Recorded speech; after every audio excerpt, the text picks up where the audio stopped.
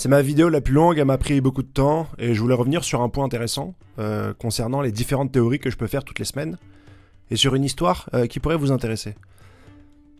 J.J. Abrams, c'est l'auteur de Lost et il a fait un TEDx pour parler du concept de la boîte mystère.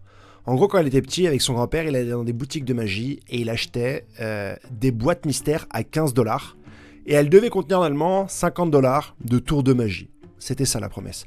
Et il s'est rendu compte en fait qu'au fur et à mesure, il achetait les boîtes, il les ramenait chez lui, mais il les ouvrait jamais.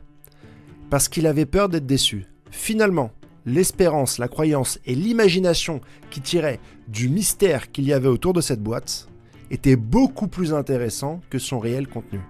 Et dans One Piece, on a un peu près la même chose. C'est un scénario qui repose sur des boîtes mystères. On en a énormément. Le siècle oublié, le One Piece, la volonté du dé, on en a des tonnes. Et finalement, quand on a les réponses, on risque d'être déçu et on va focaliser notre expérience sur la réponse en se disant « mince, la réponse ne me convient pas ». Alors qu'en fait, toute ton expérience et ton rapport avec l'œuvre se basent uniquement sur le fait que ton imagination a créé un nombre incalculable de solutions, t'a permis d'échanger avec d'autres passionnés ou même de réfléchir à comment développer une œuvre. Les intrigues de One Piece, comme cette boîte mystère de J.J. Abrams, te permettent de développer ton imagination. Alors bien sûr, des fois je suis déçu, quand j'ai tort.